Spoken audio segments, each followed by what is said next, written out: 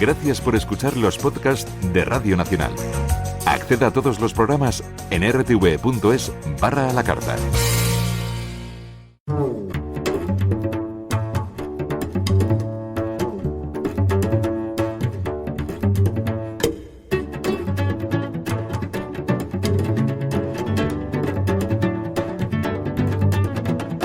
Y aunque está medio malita, ya está aquí con nosotros nuestra psicóloga de cabecera, Alejandra Vallejo Nájera. Buenas noches. Muy buenas noches, Carlas. ¿Cómo estás? Pues, hijo mío... ¿Qué has hecho este fin de semana? A ver, esto no se pregunta. Con el calor que hace. Los aires acondicionados. Son cosas ocultas. Voy a pedir a los oyentes que me disculpen si me pongo a toser, porque tú rápidamente intervendrás. Y menos mal que hoy tengo una invitada de lujo, ¿eh? Sí. De lujo. Y mira tú cómo son las cosas. Bueno, he empezado hoy el programa mencionando que es el Día Internacional de los Niños Víctimas de Agresión y justamente hablamos de ello en el espacio de hoy, Alejandra. Fíjate, cómo las casualidades nos unen. Está todo conectado. Claro que sí. Pues María Martínez Sagrera se ha dedicado especialmente a estudiar el maltrato infantil, el abuso sexual en los menores. Ella de verdad de formación viene de otro lado, es filóloga, es teóloga, pero se dedica a la docencia y la escritura. Y además en la actualidad imparte un seminario de experto universitario sobre maltrato infantil en la en la Facultad de Derecho y Criminología de la Universidad de Sevilla. Con este motivo, María lleva mucho tiempo estudiando el maltrato infantil y no me queda más remedio. María, buenas noches. Hola, buenas noches. Bienvenida, María. Gracias, igualmente. Me gustaría preguntarte, a alguien que estudia filología y, en fin, o tiene otros intereses, de pronto se mete a saco de lleno en la realidad del maltrato infantil como para escribir. Creo que casi todas tus producciones literarias están orientadas a este tema. ¿Qué te llevó a escribir sobre el maltrato infantil? Pues desgraciadamente un caso cercano y de cerca que lo tienes, no lo ves, de hecho no te lo crees hasta que no tienes más remedio que creértelo porque lo tienes delante, la evidencia está ahí, negarlo no tiene ningún sentido. Y entonces empiezas a investigar y te das cuenta que no es que lo tenga yo cerca, es que lo tenemos todos. ¿Lo supo por la víctima, María? No. Vino todo por fuera. Y bueno, el primer dato que me llama la atención es que 1 de cada 5 niñas y 1 de cada 7 niños en España sufren abusos sexuales. Es una barbaridad, ¿eh? Es muchísimo. Es una barbaridad. ¿Crees, María, que has escrito este libro de Infancia Rota en forma de novela porque la realidad es excesivamente dura y de hecho has debido suavizar alguna de las... son tres historias relacionadas con 3 niños y uno de ellos un bebé, que es brutal. Un bebé. ¿Y tú crees que has suavizado a través de la novela en aparente ficción cuando resulta que hay mucho de verdad aquí detrás? Sí, bueno, la realidad es mucho peor que el libro, pero mi intención, mi objetivo es poder mostrar esto de una manera amable. No por quitarle importancia, porque es muy grave, no solamente que se den abusos, sino que no se detecten y que no se ayude a estos niños a sanar. Y yo quería mostrar esta realidad, que todo el mundo pueda conocerla, pueda tener una conversación de sobremesa y así estar alerta si tenemos un caso cerca y poder hacer algo. Hablaremos un poquito más adelante de cómo prevenir, pero me gustaría debatir contigo acerca de qué pasa en la casa, que el abusador tiene una patología evidentemente, pero tiene una tipología especial. ¿Por qué la familia no lo nota? ¿Por qué no nota que este es un abusador? Y decimos casa, entiendo, Alejandra, y también María, porque en la mayoría de los casos suelen ocurrir justo en la casa. Sí, el 65% con personas conocidas, de los casos, digo. No, en la casa. O sea, el 65% entorno intrafamiliar. Claro, digo, con personas conocidas. Y el primer abusador es el padre biológico. Luego tenemos personas muy cercanas a la familia, pero esto estarían ya fuera de ese 65%. Serían hermanos mayores, luego compañeros de colegio también mayores, profesores, en fin, personas con una cierta dominancia sobre la criatura, ¿no? Que se fía.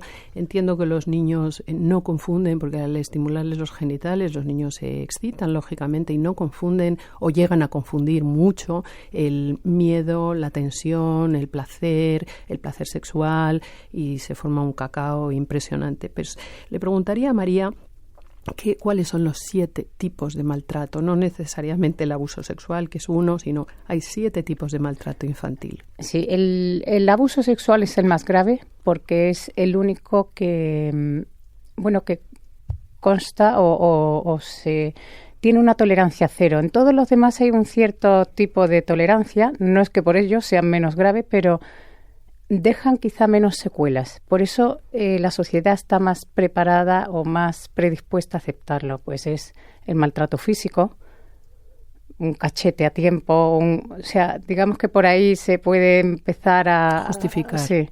El abandono. De hecho, el lenguaje ya es perverso, porque lo de cachete a tiempo ya está justificando. Sí, justamente exactamente. Y con el tema del abuso sexual nunca hay una excusa de grave que es. Por eso no lo hablamos, porque nos da un poquito de grima, pero bueno, luego está también la negligencia, está el psicológico, que está muy relacionado con el abuso sexual. Está el... Vamos a ver, estoy ahora como voy cambiando de tema.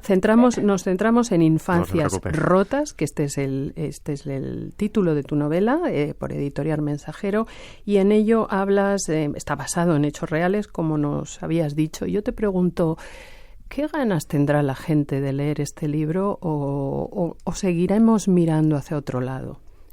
Seguiremos y seguimos mirando hacia otro lado. O sea, mi interés era hacer una novela muy cercana, porque no pretendo escandalizar ni soy muy lectora. Para ser escritora hay que ser lectora.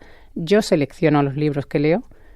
Tengo un tiempo limitado y no voy a leer un libro que no me apetezca o que no me aporte. Entonces, yo quería que aportase no solo en temática, sino en un buen rato de lectura. Ahí, yo creo que tarda más en pensar cómo escribir que en escribirlo. Tenía que encontrar un tono cercano, un tono apetecible, una temática que dentro de la gravedad y de lo desagradable que pueda parecer, que te apetezca retomar el libro. Y pues por eso opté por 3 historias, un discurso narrativo episódico, vas soltando una historia, te metes en otra, siempre tienes la intriga. Ya sabes que desde el principio te están diciendo que aquí estamos hablando de temas de abusos, pero ¿qué pasará? ¿A quién le pasará? ¿Cómo será? ¿Cómo lo soluciona? ¿Quién es la persona dentro de la estructura familiar o cercana? Porque aunque sea el abusador un profesor o un educador o lo que sea, ¿quién es la persona que da la señal de alarma, la que denuncia? El niño. Normalmente el niño. ¿Qué señales da el niño? Primero, casi todos, en contra de lo que se cree, casi todos hablan. Y lo dicen, pero lo dicen una vez y lo hacen en idioma de niños. Entonces, si el adulto no está preparado para entender lo que se le está diciendo, le quita importancia o le manda a callar, como se suele hacer, el niño no vuelve a hablar. Y ahí ya es cuando se le hace un daño tremendo, porque no solamente ha sufrido un abuso por parte de alguien, sino que la persona a quien ha elegido para que le salve, cava un poquito más el hoyo. Y de ahí al silencio, ¿no? Que entiendo que el silencio es lo peor. El silencio es lo peor porque a partir de ese momento el niño se hace maestro de sí mismo bajo unas premisas de maltrato, de manipulación, de amenaza, de seducción. En el ámbito de la psicología, cuando tratamos a las víctimas ya adultas, porque yo particularmente solo lo que conozco, personas adultas que sufrieron abuso sexual en la infancia, que su inconsciente lo ha tapado para no revivirlo cada vez y luego en la vida adulta empieza a eclosionar a través de conductas, de depresiones, en fin, sobre todo en el ámbito también sexual, muchos problemas. Y de repente como adulto recuerda ya de nuevo aquello que le pasó, ¿no? Pero es imposible olvidarlo? Te pregunto, Alejandra, y María también, porque nos decía nuestra primera invitada de la noche, la neurocientífica Mariluz Montesinos, que el cerebro olvida, y está muy bien que olvide, que sea así, porque también olvida traumas, y en este caso estaríamos hablando de un gran trauma vital. Sí, las fobias tienen un origen en un trauma olvidado, pero hay un elemento adyacente a la situación de trauma que siempre provoca produce, algo. Claro, que produce fijación. Entonces la persona pues que recibe un abuso igual siente fobia ante un determinado tipo de luz o de sonido que está vinculado, pero que la propia persona no asocia de dónde le viene, cuál es la situación raíz. No siempre se olvida, a veces sí, porque efectivamente el niño lo necesita olvidar para seguirlo viviendo. Otra cosa que sucede es la desconexión con tu cuerpo. Tu cuerpo deja de ser tuyo porque es tanto dolor y tanto sufrimiento el que recibes a través de un abuso sexual que te disocias. Tu mente va por un lado y tu cuerpo va por otro, y eso hace que en algunos casos, no en muchos, en algunos la persona no le importe dedicarse a la prostitución porque su cuerpo ha dejado de ser suyo. No quiero decir que todos los niños que reciben abusos sexuales vayan a terminar ejerciendo esa triste esclavitud de la prostitución, pero desde acaban luego, perdiendo el respeto por su propio cuerpo, digamos. Es como si no les perteneciera, como si ya no les perteneciera, porque ha sido un elemento que les ha hecho sufrir demasiado, y entonces mira, ya que lo sigan utilizando porque ha dejado de ser mío. Yo le preguntaría a María, la persona que denuncia, aparte de ser el propio niño, cuando un adulto escucha esto, cómo se denuncia, pero sobre todo, cuánto hay en una situación de separación de los progenitores de falsas denuncias y qué consecuencias tiene la falsa denuncia para el propio niño. Vamos a ver, la persona que denuncia debería ser, si está en el entorno intrafamiliar, la madre, porque son los que están más encima de los niños, y raramente se da. Sí, es verdad. Raramente. Sí, raramente porque, claro, si es el marido, el padre de los niños, quien ha abusado, para proteger a unos, desprotege a otros, rompe la familia, tiene el miedo de qué pasará, cómo nos van a mirar, qué va a ser de nuestra vida a partir de ahora, hay implicaciones económicas. Luego está también, no hemos hablado del prototipo del abusador, pero son personas empáticas, muy fácil de acceder, son personas que tienen amigos, que tienen una vida social muy llena. Entonces, claro, ¿quién se va a creer que esa persona es capaz de ser luego un monstruo en la oscuridad? Entonces, no lo tienen nada fácil tampoco para denunciar, y hay muy poca información.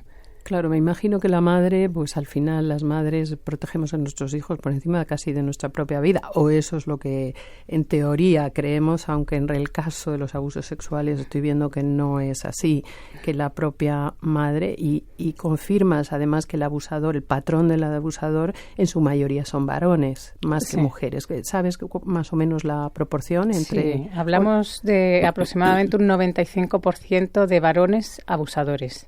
95%, sí. O sea que podemos hablar de hombres en su mayoría, y has indicado antes una cifra bastante alta en relación al progenitor. También se da, me imagino, entre los padres adoptivos, ¿no? Sí. Progenitor adoptivo. Sí, también, pero sigue estando el padre biológico en la lista, en la cabeza de la lista. Es impresionante. Qué barbaridad. Sí. Y a todo esto entiendo que lo mejor es la detección precoz. Cuanto la antes mejor. La detección precoz es fundamental. Fuera de micrófono me contaba María que es muy interesante las consecuencias de una denuncia en falso, porque me imagino que habrá situaciones donde uno de los progenitores utiliza... Es verdad, perdóname que me iba a otro asunto y es verdad que lo habíamos dejado colgado. Cuéntanos, María.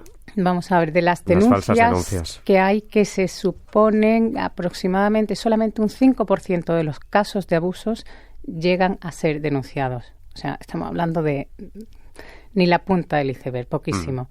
Pues de ese 5%, el 17% aproximadamente son denuncias falsas. Toma, es muy 17 alto, es mucho. Es mucho, pero claro, porque ya hemos dicho que las madres o las personas que detectan el abuso no se atreven a denunciar por otra serie de implicaciones, mientras que en la denuncia falsa, como está buscando otro objetivo, que probablemente sea la custodia, pues ya van hacia adelante porque lo tienen todo planeado.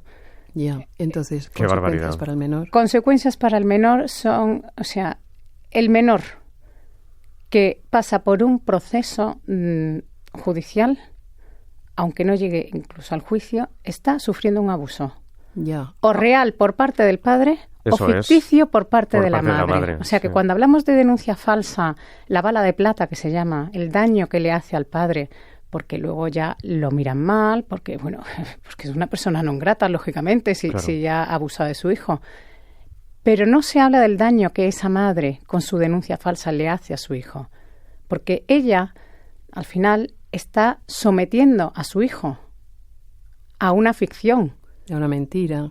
Y está de la misma manera que el padre, solo que sin el componente sexual, acercándose a él, seduciéndolo o amenazándolo para conseguir un objetivo propio. Uh-huh. Y está, ¿cómo puedes denunciar en falso si tú no has... un niño no está introducido en el mundo sexual. Uh-huh. Por lo cual, ese niño no puede hablar de algo que no está dentro de su vocabulario, dentro de su imaginario. Uh-huh.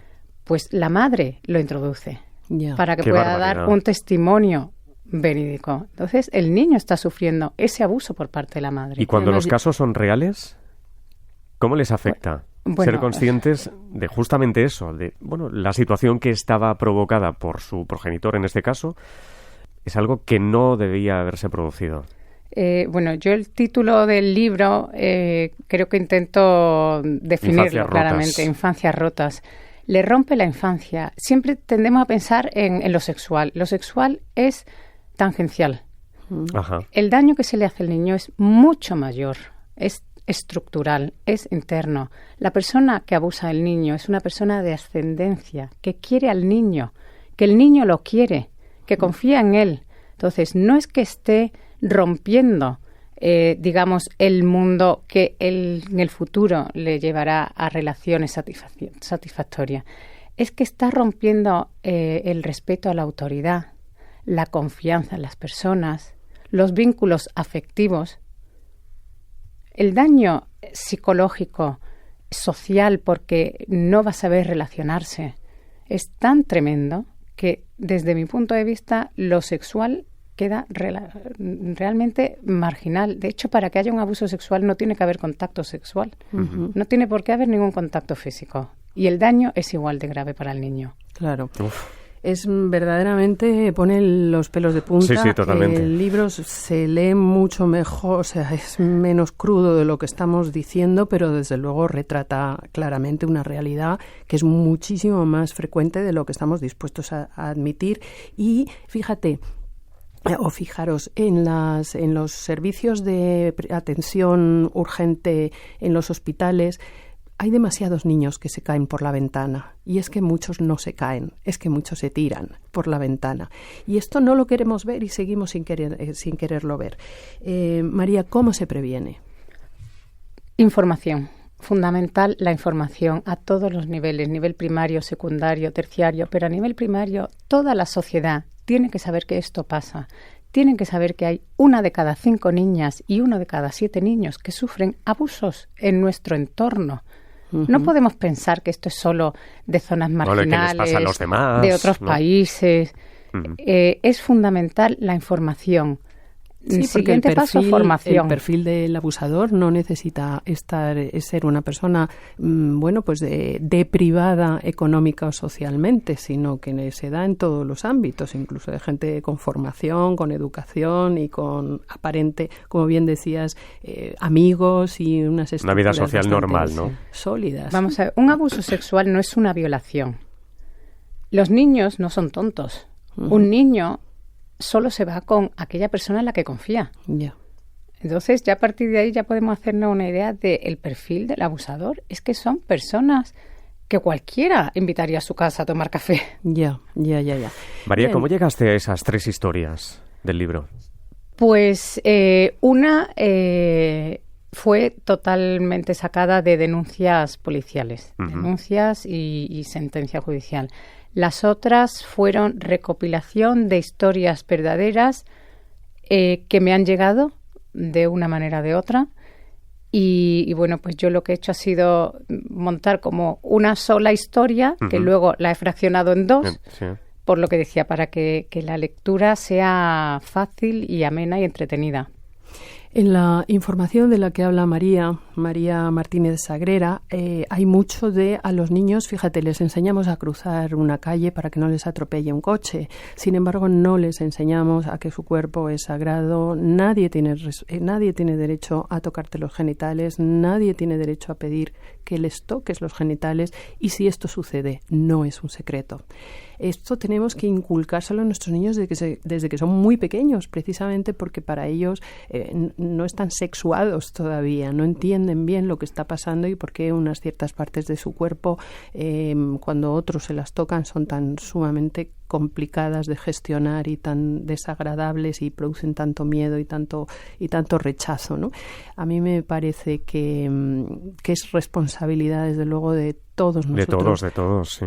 Y intentar informar a nuestros hijos de que esto sucede, para que estén preparados, para que lo eviten los propios niños, porque al final son quienes lo tienen que evitar. Sí, y antes incluso de ese contacto físico, el niño detecta una situación incómoda. Antes incluso. Antes, sí. Y entonces no hay que forzar al niño a que dé un beso a nadie, a que se acerque a nadie.